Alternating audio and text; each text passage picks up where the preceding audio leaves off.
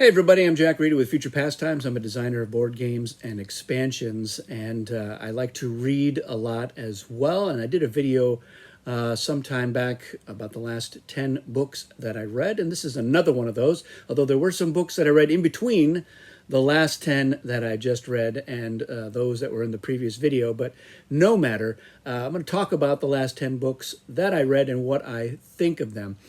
So recently I just got back from a week at the beach, and I checked out 3 books from the local library, which I read last week. So I'm going to start with those because there's the most recent ones that I've read. First one is called Lord of the Changing Winds. It's by Rachel Newmeyer. So it's a fantasy novel. It's set in a brand new kingdom that she has created. It's got magic, but not really pervasive. Most of the characters are normal, don't really use magic. It has to do with griffins and a war between a couple of nations, and I found it to be really interesting. It was the last of the 3 books that I had checked out, and I was like, well, I don't know if I'm going to like this or not. I just grabbed it on a whim. I didn't read anything about it. I knew nothing about it. Hadn't read anything by her before. But I found the prose to be really good. The world building to be very interesting. It was a good fantasy novel. It's the first of, there's 2 out now, and there presumably will be more. I think they mentioned it's part of a trilogy. So it has to do with griffins and a young girl who is unleashing power she didn't know that she had. So it's got some really interesting original elements to it. Speaking of the elements, there you have mages who can tap into the earth, and other mages that can tap into fire, and of course they don't really like each other very much. And so I appreciated that. That was an interesting element to on there. So I recommend it. I thought it was well written and an interesting story, and I liked the way that it played out, and I look forward to picking up the next one in the series. The next book that I read was, or the previous one, because I'm going in reverse order here, is called The Pandora Room, and it's by Christopher Golden, and it's actually the second of 2 books that are among the last 10, and it was pure coincidence. So this one actually is a follow-up to another book that I read. So I'm going to talk about that one first, and that is Ararat. So Christopher Golden. And it's a little bit kind of like a Michael Crichton-esque thriller with a little bit of supernatural elements to it. So this one is about people finding a cave at near the top of Mount Ararat that has what they suspect might be Noah's Ark. And they find something in the Ark that is really bad. And so I enjoyed it. It's got the wintry motif, which I really like. I like horror, and this was borderline horror, more of a thriller, but it had some horror elements to it. And so cold weather horror, I've always been a big fan of. So I liked the premise more than I liked how it was ultimately executed, but I did enjoy it, and I was glad that I read it. The Pandora Room. It features some of the same characters and does take place after it. So this one is about an archaeological dig.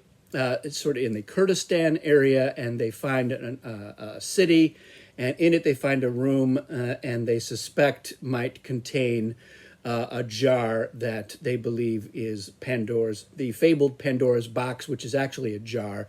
So that's what they think that is. And again, it's a great premise.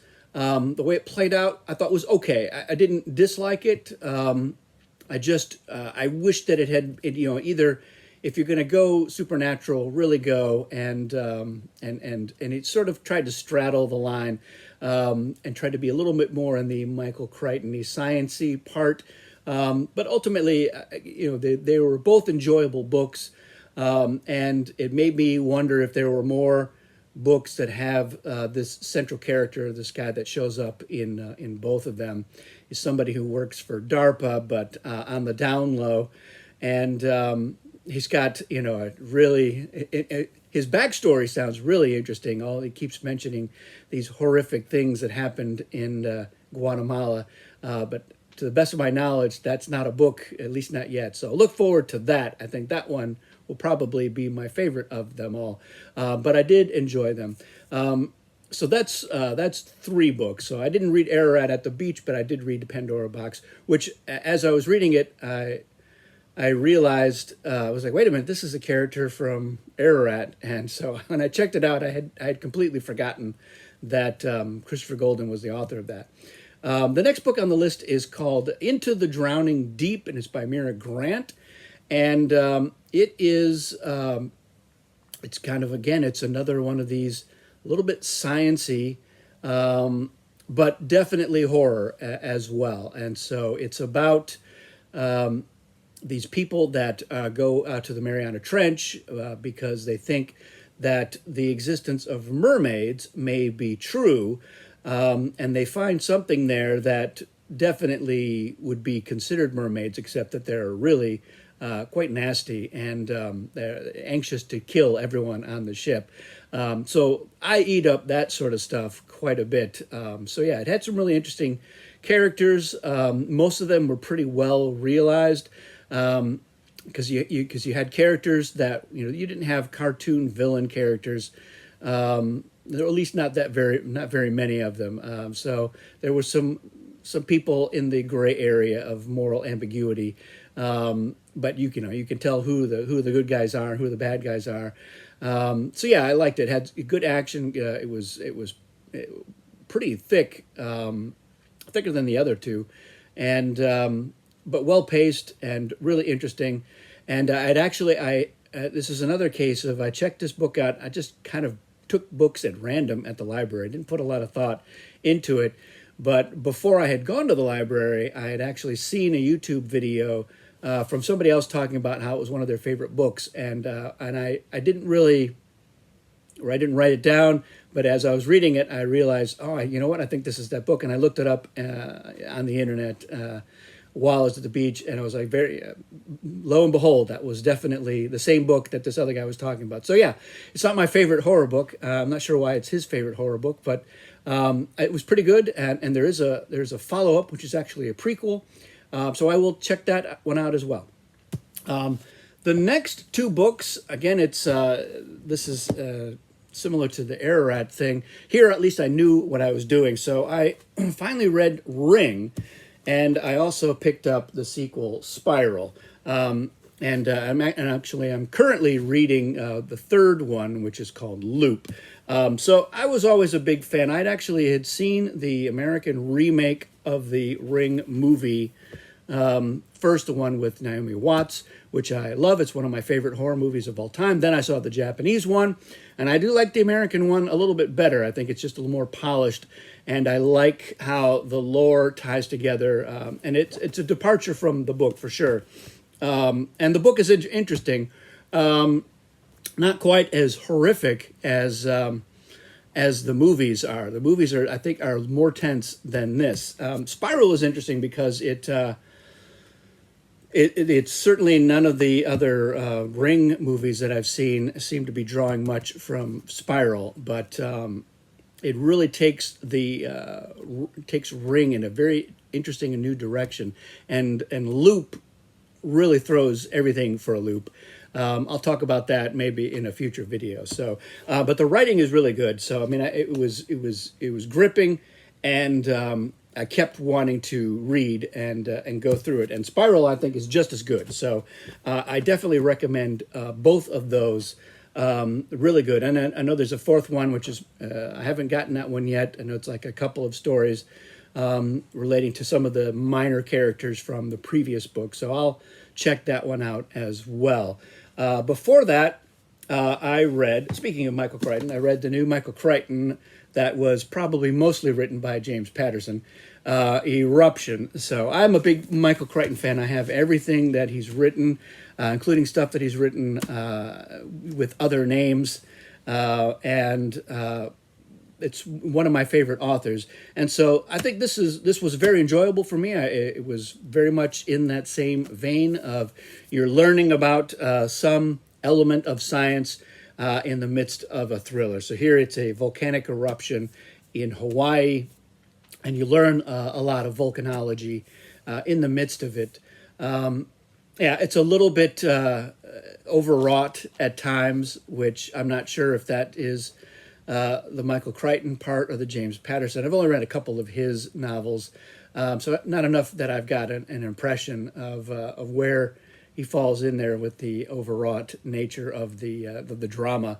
But it was pretty good. I enjoyed it. I expect I will read it again in a few years because I've reread all of the Michael Crichton books, and I have a couple of times in some cases. So I definitely recommend it. I think it's good. It's a page turner, and the action and the tension ratchets up chapter after chapter. So it's pretty good.